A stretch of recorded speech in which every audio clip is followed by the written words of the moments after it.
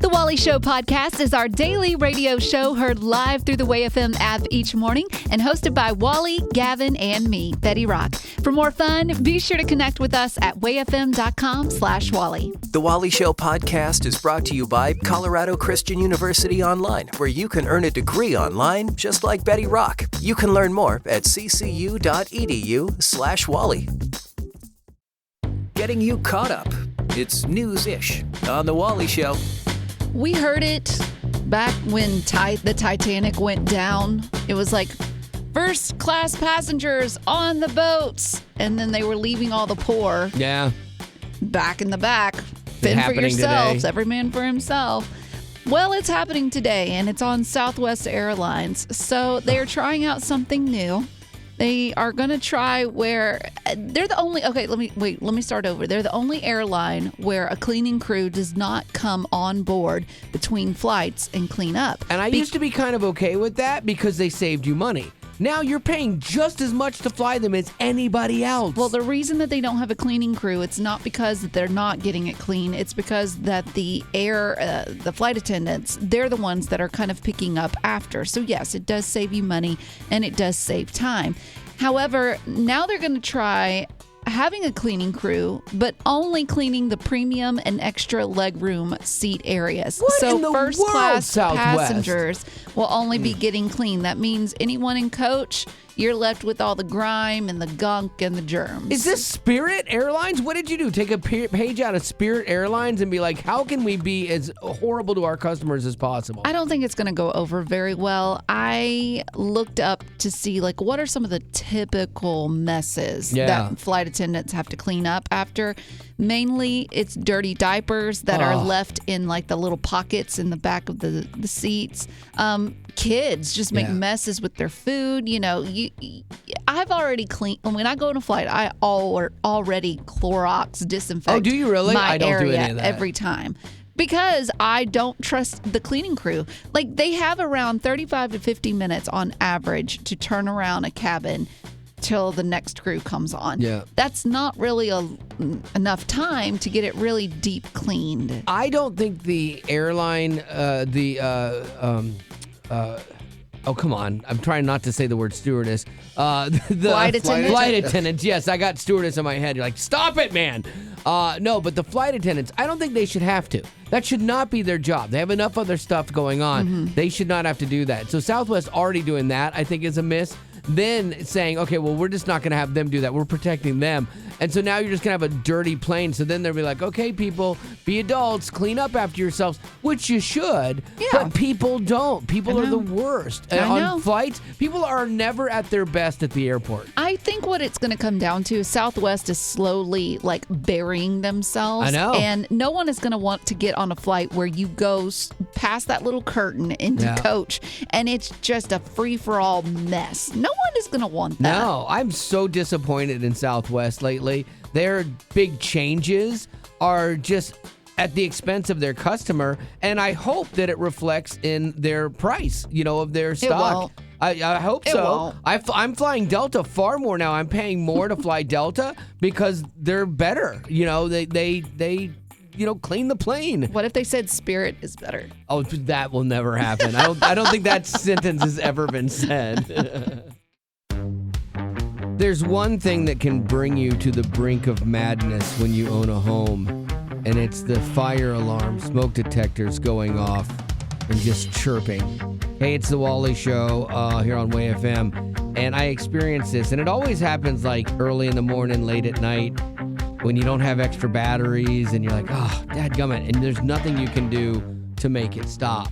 Short of the drastic measures I went to for the better part of a day, changing all the batteries, not having that work and them still chirping, then unplugging them all and taking them off the ceiling and still chirping, then taking the batteries out of the disconnected smoke detectors before they finally stopped chirping, and I let them sit for a full day. And here's the thing. I, as a renter, listened to your story, and I was like, the problems of being a home ownership. Stinks to be you. Stinks to be you. Got a money pit. Oh well. That's very much true. Like when you own a home, there are always things that come along with it. It's great, but then things like my house now is 15 years old, 14 years old, and I'm starting to see the problems with the AC unit. I have a leak in my shower that now I'm looking at $12,000 to fix. Oh, yeah, ouch. Yeah. So, anyways, I'm gonna call my landlord. Yeah, and just thank him. Send him a edible bouquet or something. Yeah, exactly. Because that's where I'm at right now, and it always seems to come like in waves. It's never just one thing. It's like this breaks and this breaks.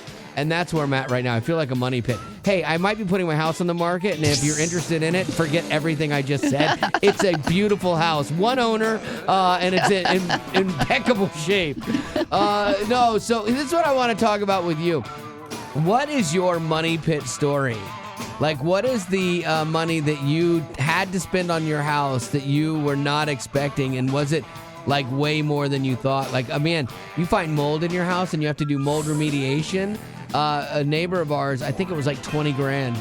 Ouch. Yeah, for that. Yeah, so I mean, the more crazy, the better. Maybe it'll help Wally feel better about his situation. I had a friend of mine that bought a house in California, and it was a $1 million home. Well, at the time, that was a big deal. Now that's everywhere. But it was over $1 million home, and up on the Palisades, beautiful little mini mansion kind of thing. And they had black mold. They had to take the entire house down to the studs. Yeah, he spent another $300,000 in like mold remediation. It was just crazy. And so, like, having a home is great, but there are times when it's not. So, what is your story in this? What's your money pit story? I could use a little encouragement today. 855-33-WAY-FM. Sometimes making yourself feel better is knowing that someone else has it worse. So thank you very much for helping me out today. 855-33-WAY-FM. We'll take your money pit now. We're talking about this on our Facebook page. You can actually see what other people are saying about their own money pit when you search Wally Show on Facebook. Catherine, she said a tree fell into our daughter's room the day after we closed on our new home. Ouch. That's a bad day. Then we found out all the pipes inside and outside needed replaced as well as a bunch of other things. Yeah. She said we've been here 5 years next month and we're still fixing it up. I feel bad. Yeah, when you buy a house and you think it's going to be great and then you find those problems, oh man. But shouldn't the person that inspects it, the home inspector, find those things? You know, you would think. Not all that stuff, that's hidden stuff. Like anytime you do a renovation, you always have a few extra $1,000 that you know you're going to spend, because the minute you open a wall, you find something that you're like, I got to deal with that now. Always, you know. And so when that tree hit their house, all that stuff wouldn't have been seen, and so that's rough. We got time for one or two more here on the show. 855-33-WAY-FM. What are your money pit woes? Like, what is the most your house has cost you? 855-33-WAY-FM. We'll take yours now. What is the most your house has cost you? What happened? Last year, our hot water heater busted, and it got all 3 of our bedroom floors and the hallway floor. Had to replace all the floors. Did you get it all fixed up now? No. Okay. I'm still waiting on my husband to do the baseboard. I'm still sloshing around the carpet, but you know what? You make do. We did all the floors ourselves. Yeah, I got a project that I'm debating over doing myself or having somebody do it. And I know if they do it, it will be done faster. But there is something nice about doing the work yourself, though. And, like, you take pride in it. Like, if I have the work done, every day I walk into that bathroom, I'm going to look at it and go, I could have done this. I could have saved money. I could have done this. Yeah, but you think you would have learned your lesson on the last bathroom renovation when you did all the tiling and you messed up on that one little tile that's in the wrong spot. And now you have to walk into that bathroom and see the mess up that you made. I did not make up a mess up. It was a mosaic tile that came from the factory with one tile in the wrong place. And B, I put a carpet over it. So there. I wasn't even listening. I was listening to podcasts. Uplifting WAY-FM. This is The Wally Show. And you might not know this, but we do the show. Then after the show, we do a podcast. We call it our Aftercast. And it's new content every day that we didn't even do on the air. And so if you like the show and you're like, oh, I could listen to podcasts and there's no music, so it's just stuff straight through. You might want to check it out. Yeah, text the letters TWS, that stands for The Wally Show. So TWS to 91979, and I will send you the link. That's TWS to 91979. And this is typically where we can talk about longer form stuff and life stuff. And also it adds a added element of giving me time to put my foot in my mouth bigger. And so that's kind of what we do there. We're talking about a plane that had to make an emergency landing and people had to get off the plane using emergency slides. So here's a little taste of it. I would hate to have to go down one of those because they're like, okay, just leave everything and just slide down the slide. I don't think so. If this plane is on fire because one of the engines had caught fire, I'm like, I'm getting my laptop. I'm not leaving my laptop. So you're going to block everyone, women and children included, in the aisle so you can grab your belongings. Yeah, and I'd be the only one, and they'd be mad at me. But I wouldn't lose my laptop. What if someone died because of what you did? That I would feel guilty of, but I would email their family from my laptop. That was horrible. That, even as I said that, it sounded wrong. So there you go. Betty says wrong things all the time on the show. That was not... Yeah. If I just keep saying stuff like that and then I attribute it to you, I'm going to get out of it. It's great. So if you want to hear Betty at her finest, her most shocking, the Aftercast might be the thing for you. Text TWS. That's TWS, those letters, to 91979. Or you can get the podcast. We call it the Aftercast, wherever you get your podcast currently. I think to survive, we compartmentalize our lives. Everything has a box and we kind of put things in there. You've got school or you've got work or you've got church. But the reality is our faith colors everything that we do. That's one of the things I really liked when I was teaching at Colorado Christian University. Faith had to be integrated into the business classes or whatever the class was. It was a fundamental part of the education as a whole. And I think that's how we changed the world. When I was going to CCU, as a student, I was thinking, how are they going to incorporate the Bible into math? And somehow they made it happen. All CCU online courses are designed for busy adults, and most courses, they're only 5 weeks long, so you can take one class at a time and still have time to enjoy your life. I know I wrote papers at a campground one time, so it wasn't crazy once you get the system down. So that's why if you want to continue your education, both Betty and I highly recommend Colorado Christian University. It's never too late to pursue your passion. Take the first step today and visit online.ccu.edu. CCU is a nonprofit impact partner. Some shows have fancy newsrooms and a staff of writers. Not us. So, this is where you do your thing. It's news-ish on The Wally Show. In the past, if you wanted to buy a MacBook computer, you were going to pay a premium price, but that's kind of changing. For years, the market has been flooded with cheap HP laptops and disposable Chromebooks, while Apple maintained its luxe position in the computer world. Well, they just announced a new computer that they're releasing called the Mac Neo, and it's not going to carry the $2,000 MacBook Pro price tag, or not even the $1,000 price point of the base MacBook Air. The new Neo is going to start at $599. That is a good price. It's kind of like a Nano. The name of it reminds me of the iPod Nano. I do remember those. This thing would have been perfect for my wife because she doesn't do a lot of the creative stuff I do that takes a lot of processing power. I need the heavier computer. But the other cool thing about this, as a bonus, students and teachers can get the Mac Neo for $499.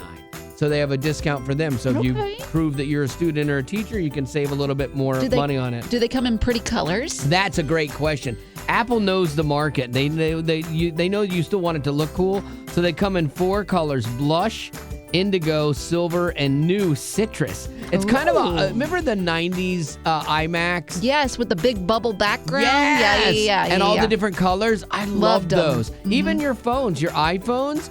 Mine is blue, and I love it, and stuff. And it's funny because I mentioned the iPhone. The reason this laptop is cheaper, it's because Apple's using their own computer chips for this one, and it's like the ones they use in the phone.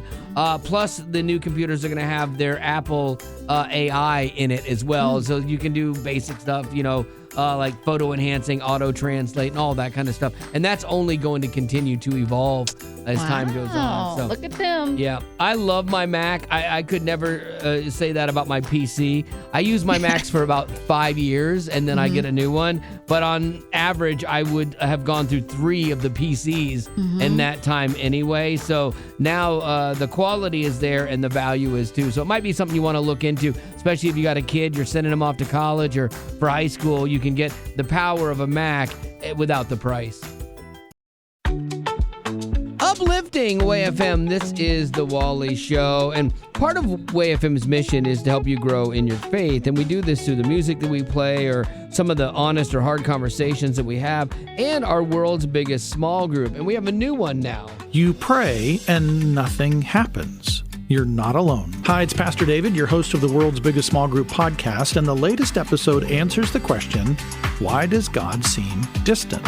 I think a lot of people will resonate with that one, because how many times have you spent time in prayer, weeks, months, years, and never seen it come to fruition? And you're like, I know you're capable, God. I know you're powerful. I believe in you. I trust in you. And then when he doesn't show up like you think he should or could, what do you do with that? I think that's when someone's faith is built. You know, it's not built on the easy times, but it's built on those difficult times where you're like questioning your faith. And I think that's good for all Christians. But devil's advocate would say, if you keep relying on something that doesn't work, why are you relying on it if it was a product? Now, I know that God is not a product, but I'm just playing devil's advocate here because this is why it's so hard for people to understand, and why it's hard for people to outside of the faith to understand as well. Why do you keep doing this? Why are you praying? Why are you wasting your time sending prayers up to a God that's not listening to you? Like, and that's hard, and that's a hard thing to answer. I think Betty's right in the sense that this is where your faith grows, but you have to realize it's not about outcomes, you know. And for me, that's kind of how I reconciled it, that for me, it's less about the outcome and more about the relationship. But I'm real curious, if you've been in that season, if you've been in that place where you prayed for something and it never seemed to happen, how did you come to terms with that? Where did you land on this? Your perspective on this might definitely help somebody else out today that is screaming at the ceiling, going, where are you, God? And also, too, if you want to be part of our world's biggest small group, you can text the word distant. That's distant to 91979, and we will send you a link for that. So if you want to get in that way, that's great, and check that out. But right now, we'd love to get your thoughts on this on the show. 855-33-WAY-FM. That's 855-33-WAY-FM if you want to weigh in on this. How did you reconcile that? Yeah, so my partner is in active alcohol addiction, and there's a lot of prayers that feel like they're going unanswered because there's a lot of variables that depend specifically on him and his choices. And so I've really tried to reconcile this long journey with the fact that God doesn't answer in the time that we expect him to. And sometimes that lesson is about learning how to express your unconditional love. Yeah, I think for you, too, it's hard because God gave us free will. And so your partner's free will is what keeps him locked in this cycle, you know? And unfortunately, I don't know that God just goes, hey, you're changed. I think that we have to do that work first, and then he magnifies that in us. But we've got to make those first steps, and that's on your partner. And sometimes all you can do is pray for his heart to be softened. Yeah. Are you and your partner, are y'all married? We're married, yes. Okay. And you knew this before marrying him, or is it something brand new? I knew this before marrying him. It's been something he's been struggling with over the last 4 years. But I have faith that it's going to get better. Yeah. He's a believer, and I see God working. I see like little steps that he's making. Well, here's my encouragement to you, because I have not always been the picture of perfection that I am now. I know that's hard to believe. Yes, but I am the product of a godly wife's prayers, you know, and so just stay in it. Just keep praying for his heart to be softened, and just keep loving him well, you know, and it will turn, but it's just probably going to take longer than we all would hope for. Yeah. Thank you. How did you reconcile this in your own life? So I have a friend who is an atheist who we were discussing having a faith the size of a mustard seed. And he was stating, like, you know, what if I ask God before I go to bed, you know, when I wake up in the morning, I want a tree in my front yard. And I wake up in the morning and it's not there. Like, how is that having faith the size of a mustard seed? And I was trying to explain to him that God is not a genie, and that if you were to say, hey, I want a tree in my yard, the answer might be yes, but it could also be no, and it could also be not now. We never know, what God's will is. And so even if we're asking for things, it may not be in his will to do so, but he always has our best interest at heart. I think believing that is important because sometimes it doesn't feel like it. Sometimes it feels like God has anything but your good in mind. And sometimes the lack of answer to a prayer is actually protecting us from something that we want that isn't going to be good for us. And that's really hard. And a lot of times you don't see that till after the fact. And years down the road, you're like, oh my gosh, you were good and you were protecting me. How have you reconciled this in your own life? 13 years ago, I was in a car wreck with an 18-wheeler, and I have a spinal cord injury. And my doctors tell me it's just a bruised spinal cord. So 13 years, I've asked God, to heal me. And I've walked with the Lord a long time, and I have learned that he is God and I am not. And that I go back to how much Jesus and God and the Holy Spirit love me, that Jesus left the splendor of heaven to die for me. What do you think you would say to somebody who says, on the outside, I'm going to play devil's advocate, I think that's kind of a cop-out because you go, hey, this God loves me, but he's not going to do anything to help me. And, why would you serve a God like that? I remember what all he has done for me. And that, people blame God for a lot of things, where I don't blame God for my injury. We live in a fallen world where there is sin and bad things happen, and a lot of people blame God for it when it's really not God. And my life is not wasted. Sometimes not getting what you want out of God is not the thing that you actually need from God. That is true. That's a hard thing for people on the outside to look at. And even on the inside, when you're like, God, I know this would solve all the problems. And for some reason, he doesn't do it. And this is exactly why we're doing the world's biggest small group kind of study on this topic. And we want to check it out. If you've ever wrestled through this, text the word distant to 91979, and we will send you a link.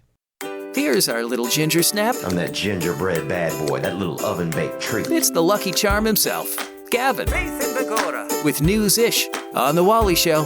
When it comes to those fears you thought about, more as a kid that you were going to face as an adult, but weren't that realistic, I'd throw things like getting stuck in quicksand in there. Yeah. I thought I'd get struck by lightning more often. Yeah. I thought I'd get caught in avalanches more often. But Michael Harris lived out that last epidemic when he got stuck in a recent avalanche at a ski resort east of Seattle, and his saving grace was the Find My iPhone feature. Man, I think that's great because if you're skiing backcountry, they give you avalanche beacons and stuff like that, which you should always have on you because things like this happen and you get buried all of a sudden.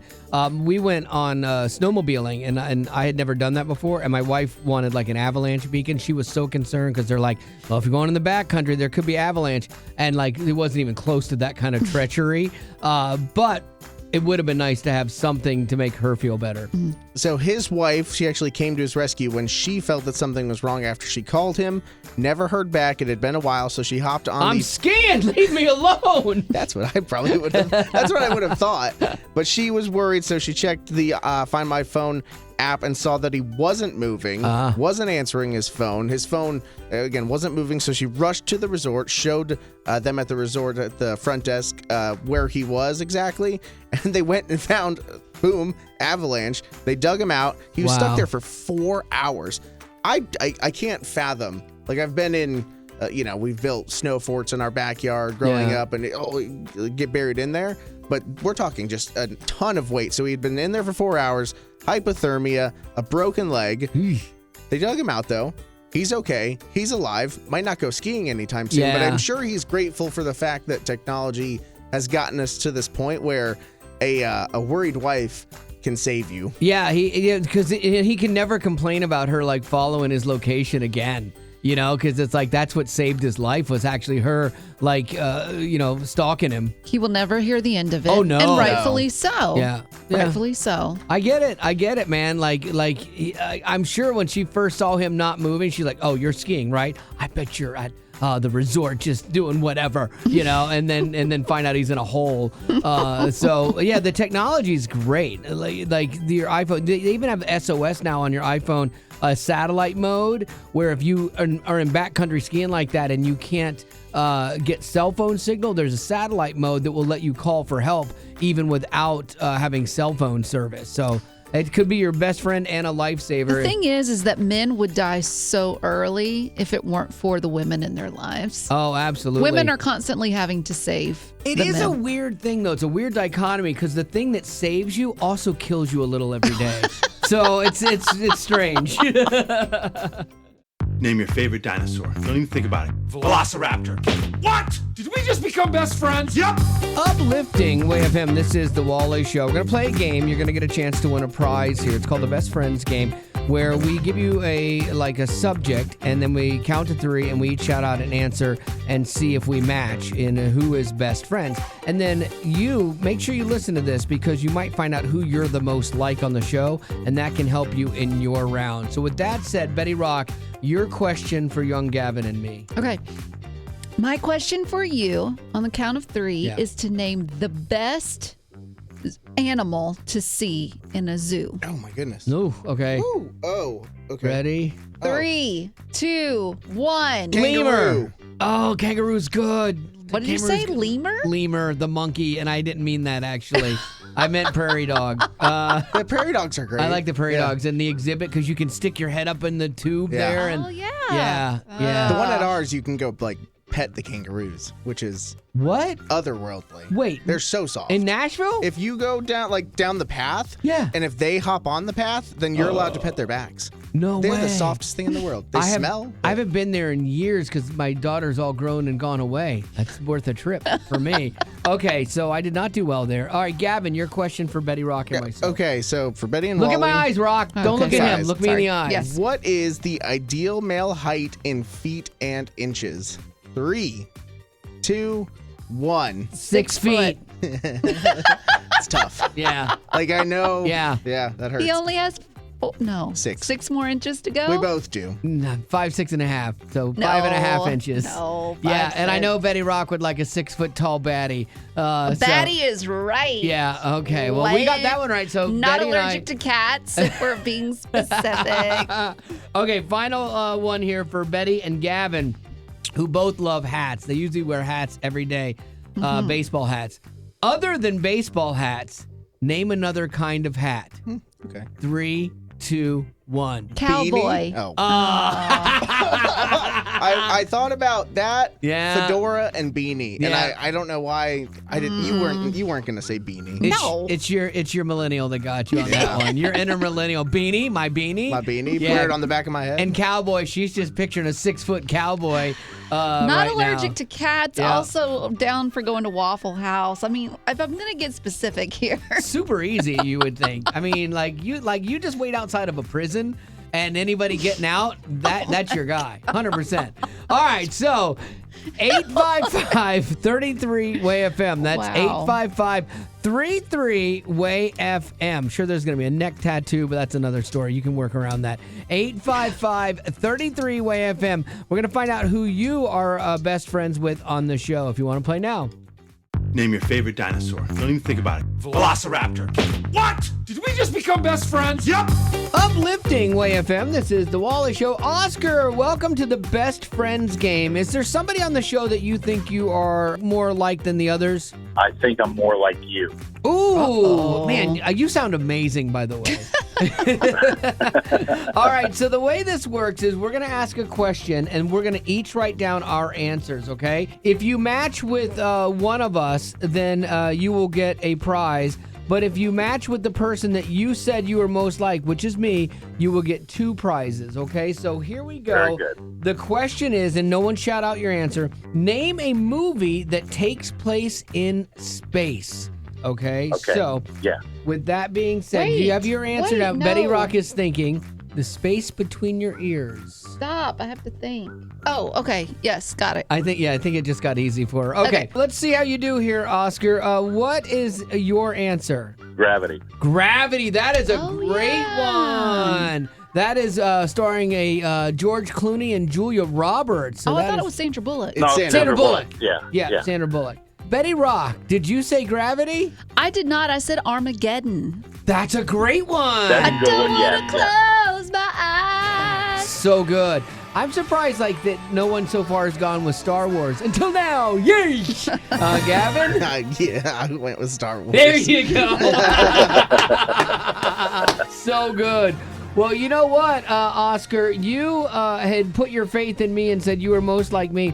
I was on the fence between two movies, Gravity and The Martian with Matt Damon. Hold on. You mentioned Gravity, so that's good enough. Oh, yeah. Well, as luck would have it there, Oscar, I wrote down Gravity, so you're a winner today! Because I was going to go with The Martian, but then I thought they might fight me on That's in Space because it took place on a planet and we're all in space. So I went with Gravity as well. Well, congratulations, Oscar. You're a winner today. Thank you, guys. God bless. Uplifting Way FM. This is The Rock Report with Betty Rock. If you're a big fan of movie memorabilia, then you may want to make your next vacation to Hutchinson, Kansas. If you're like, well, what's in Hutchinson's, Kansas? Well, I'll tell you what it is. There is a salt mine there that is 600 feet underground, and it stores some of Hollywood's greatest treasures. In Kansas? Yes. Is there anything to do with the Wizard of Oz? Like, we're not in Kansas anymore, Toto? Ironically, yes, you're right. Okay, so it's a salt mine that is 600 feet underground, and it's got 50 acres worth of Hollywood and government conspiracy stuff. Now you got my attention. So the constant 68-degree temp that it naturally keeps, as well as the 45% humidity that it keeps, makes it for a perfect storage unit, okay? So down there, you'll find George Clooney's Batman suit, every episode of MASH, because if we have a nuclear attack, and they're probably all on those. VHS. Also, the original film negative of The Wizard of Oz. Oh, so it did have that. Interesting. Yeah, but they also have like the original newspaper that announced Abraham Lincoln's assassination, like all these things. And you can get a tour of the mine. I would love that. I love unusual vacation things. When I go on vacation, I like to do experiences. Like if I'm in a place that's known for pottery, I want to make pottery. Right. If I go to something like that, I want an unusual tour that I could tell people about. That would definitely be awesome. Yep. It's in Hutchinson, Kansas. And you would think a salt mine, because salt is a corrosive, and so I would have thought that's the last place you would want to preserve. Well, I guess it's also preservative because you put it on meat. That's how you used to preserve meat back in the day. Yeah, that makes sense. I wonder if George Clooney's Batman costume is encased in salt like meat. Or what if Walt Disney? His head is down there. Oh. I knew it! Uplifting Way FM, this is The Wally Show, and I love how words and phrases come into being and how they get into our vernacular. And Betty Rock will try to quiz us from time to time about things she's found that we might not know. Yeah, I heard a new term recently, and I wanted to see if you or Gavin could guess what it means. Yeah. The term is seat divorce. Seat divorce. Mm-hmm. Okay, I'm going to say that this is when you're on a plane with your spouse and you are traveling, you're still in love, but you sit in different rows because you are you don't want to sit together while you travel. It's a seat divorce. You don't really not like each other, but you just need a minute to do your own thing. Wow. Is that your guess too? I knew the answer. Oh, Gavin knew the answer? Why did you know? Because we look at the same stuff in the morning for... I didn't know that. Yes, you're right, Wally. Yeah. No, am I right? Yeah, you started going down. You said plane, and instantly it was like, he's got this. No, I didn't see it, though. Honest, truthful, I didn't see it. I was literally guessing. Because I'm dyslexic, I thought it was divorce seat, and my first thing was going to be, that's when your wife sits you down. I did. See, I wrote it down. That's when my wife sits me down and talks about all the things I've messed up, and I'm in the divorce seat. But then when you said seat divorce, it flipped the script in my head, and I went a different direction. Well, seat divorce is when when you skip the middle seat completely, you both sit wherever you want. So it is specifically meant for a plane situation. But amazing. Both of you don't like the middle seat because if you do book 2 seats together, someone's got to bite the bullet and sit in the middle seat. We've been in this position, my wife and myself as well. So, and she'll be like, let's just book the 2 seats together. I'm like, no, book window aisle. No one wants the middle. But will she sit in the middle seat? She always did for a lot of years. She was such a great sport. And then I don't know what happened about 2 years ago. She was like, hey, I'm going to sit on the aisle. What do you mean you're sitting on the aisle? We've never done this. So now you're sitting in the middle seat. Yeah, I sit in the middle seat. So now she's making you sit in the middle seat. Yes. And it makes me want a divorce. No. No, but she literally, but now she'll pretend to be like, no, I'll sit there. It's fine. Like, it's like we could each sit there one way, but I always take the hit now. I know. Well, that's your fault. And I've told her, too, like, I never use the term seat divorce, but I'm like, hey, we could sit across each other and each have an aisle seat. She's like, no, babe. I want to sit next to you. Of course. She hates to fly. Well, so this leads me to my question. I want to know, because I've been on flights where I have seen what looks to be couples, but maybe they're both sitting in the aisle and they're yelling at each other from across the aisle, Or sometimes, maybe, like you're sitting in the back and and the other one's sitting in the front. But I just want to know, when it comes to being a couple, do y'all sit together on the flight or do you sit separate? Do you have a seat divorce? Yeah. And if so, why? Okay, 855-33-WAY-FM. That's 855-33-WAY-FM. I know that if Wally and I, God forbid, were married, yes, we would always have a seat divorce because I've sat with him beside him one time on a flight and I swore never again. Yeah, I know. The whole time he complained about the temperature of the cabin. It was freezing. I could not, and I will not put myself through that again. Maybe you're in a similar situation. Maybe your husband is the same way. Or maybe your wife is just overly sensitive and she's kind of a shrew. Not that we were ever married. All right, 855-33-WAY-FM. We'll take yours now. What is your seat divorce story? My husband is 6'3", so it's really hard for him to be scrunched in window or middle. So we always get the aisle and the window with the hopes that nobody goes in the middle. But if somebody comes in the middle, we just stay in our seats. See, my wife and I do the same thing. We book it, but then if someone sits in the middle, I offer them like the window seat. Hey, would you rather have a window seat? And I'll sit next to my wife because she drools in her sleep, and I try to oversell it so that I make it happen. I love that you guys are confident enough and comfortable enough to just stay put where you're at. Poor the guy in the middle, though, is you guys keep talking and you got to talk around him. So do you guys just pretend you don't know each other the rest of the flight? Well, no, I'm usually sleeping. I have a hard time staying awake before takeoff. So I'm gone. He's reading, I'm sleeping, and life is good. So how do you handle that? So I'm totally with you, Wally. I need to sit next to my husband because I actually use him as a pillow. Now, Monica, does your husband mind that you use him as a pillow? I don't think he's ever realized he had a choice. Yeah, that's pretty accurate. We travel a lot together, and I get to put up that middle bar in between us, that armrest, and I just lay all over him until we're there. Yeah, my wife does the same thing. First thing she does is pull up that armrest. First thing I do is hit the flight attendant call button and go, hey, aren't these armrests supposed to stay down if you don't know the person you're sitting with? How do you guys handle that, Richard? Well, normally we sit together, but this summer we're doing things a little bit differently. I'm actually going to be driving to our vacation destination. She is flying with the rest of the family, and I'm driving the minivan out there, so we don't have to spend $1,000 to rent a minivan. Oh, I do get that, actually. Rental cars are so expensive. How long is your drive going to be? Well, I'm going to take my time. I love road trips. So I'm going to take 3 days to get out there, hit some national parks. Your wife's fighting with the kids on the plane, and you're like, I'm just going to be down here on good old terra firma, taking my own sweet time. You're a genius, Richard. And then you can play the martyr when you get to the vacation. Well, I drove for 3 days just to be here for you guys. Exactly. Well, that's the end, but it doesn't have to be. Check out our Aftercast. It's new stuff you didn't hear in the podcast. Be sure to rate us on iTunes as well as connect with us on social media. Just search Wally Show. And if you'd like to join our Facebook group made exclusively for you potties, the link is in the description of this podcast. Thanks to Colorado Christian University Online for supporting what we do.